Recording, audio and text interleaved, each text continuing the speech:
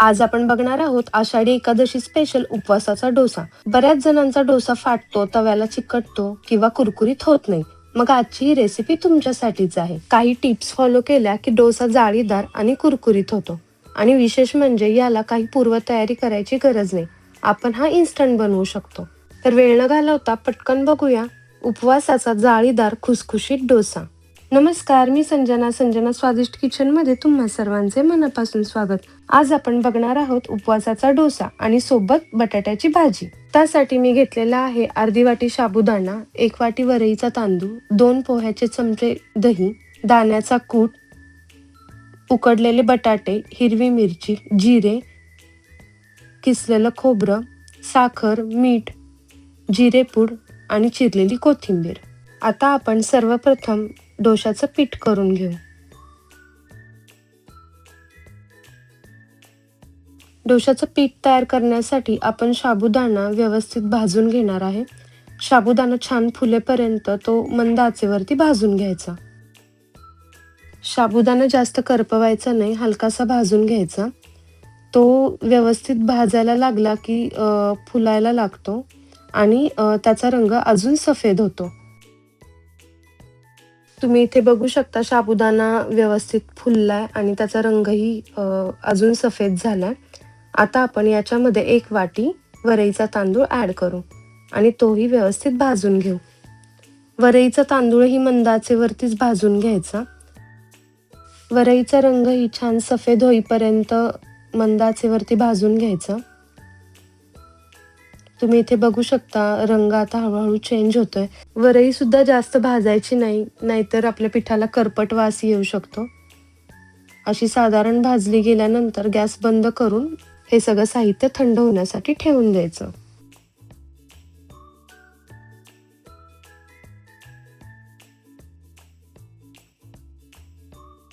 वरई आणि साबुदाणा व्यवस्थित भाजले गेलेत आणि थंडही झालेत. तर आता आपण ह्याला मिक्सरच्या भांड्यात काढून घेऊन त्याचं पीठ करू.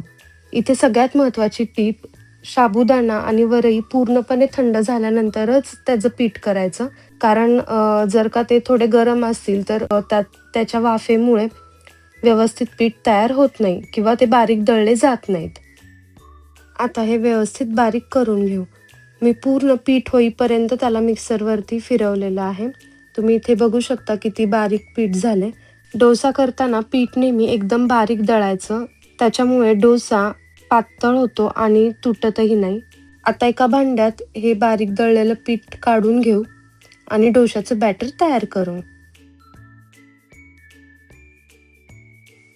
आता यात ॲड करूया चवीनुसार मीठ, अर्धा चमचा जिरे पावडर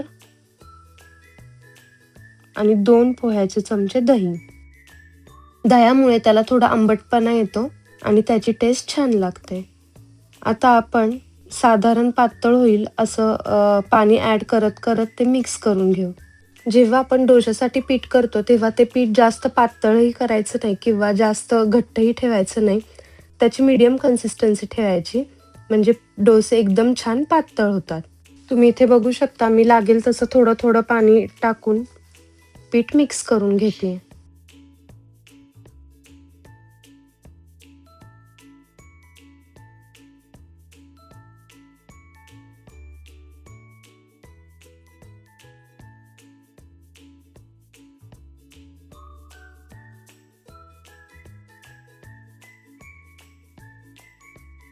साधारण मीडियम कन्सिस्टन्सी झाल्यानंतर पीठ 10 ते 15 मिनिट रेस्ट करण्यासाठी ठेवून द्यायचं.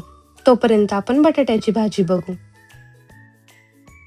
बटाट्याची भाजी करण्यासाठी एका गरम कढईमध्ये मी 1 चमचा तेल आणि 1 चमचा तूप घातले. त्यामध्ये जिरे, बारीक चिरलेली कोथिंबीर, मीठ आणि उकडलेला बटाटा घालून परतून घ्यायचं. तूप घातल्यामुळे भाजीला छान फ्लेवर येतो, त्यामुळे शक्यतो उपवासाच्या पदार्थांना तूप यूज करायचं. आता आपण यामध्ये ॲड करूया 2 चमचे खिसलेलं खोबरं. तेही व्यवस्थित परतून घेऊ. आता यामध्ये ॲड करूया दाण्याचा कूट आणि बारीक चिरलेली कोथिंबीर. हेही व्यवस्थित परतून घेऊ.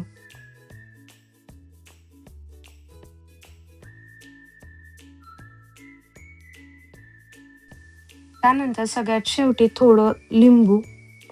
लिंबामुळे भाजीला छान आंबटपणा येतो आणि त्याची टेस्ट वाढते. आता हे सगळं आपण 2 ते 3 मिनिट वाफवून घेऊ.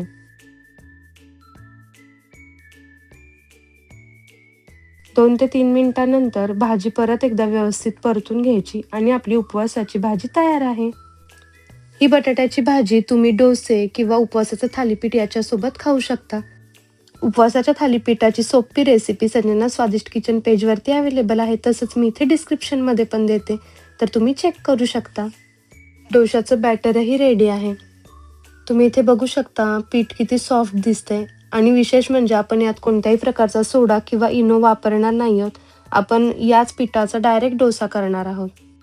गरम तव्यावरती थोडंसं पाणी शिंपडायचं म्हणजे तव्याची धग जी आहे ती कमी होते आणि पीठ घातल्या घातल्या डोसा पटकन खाली चिकटत नाही किंवा तो करपतही नाही.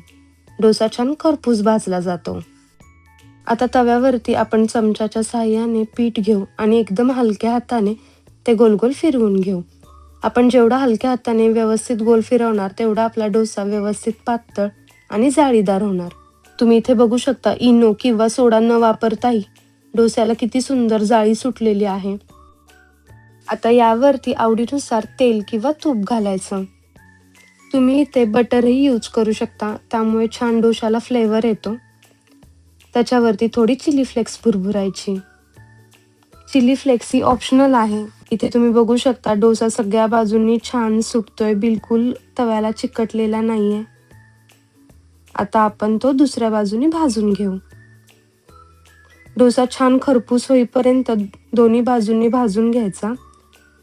आता मी थोडंसं तूप घालते फ्लेवरसाठी आणि आपला डोसा तयार आहे. अशाच प्रकारे बाकीचेही डोसे करून घेऊ.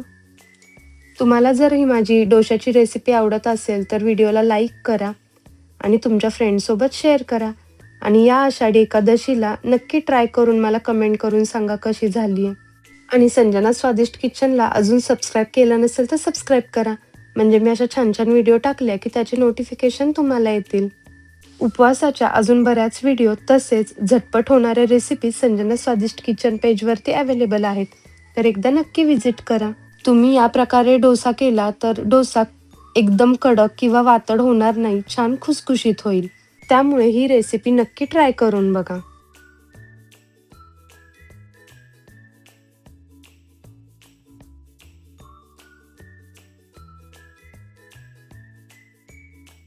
तर आपला डोसा रेडी आहे. आता आपण तो भाजीसोबत सर्व करू. आता महत्त्वाच्या टिप्स. उपवासाचा डोसा करताना 1 वाटी वरईचा तांदूळ घेतला तर अर्धी वाटी साबुदाणा घ्यायचा. भाजलेला साबुदाणा आणि वरई दळताना त्याचं पीठ एकदम बारीक करायचं, म्हणजे डोसे अजिबात तुटत नाहीत. विशेष म्हणजे हे डोसे पचायलाही अगदी हलके असतात आणि उपवासाच्या दिवशी पोट जडही वाटत नाही. त्यामुळे या उपवासाला नक्की ट्राय करा आणि मला कमेंट करून कळवा. थँक्यू.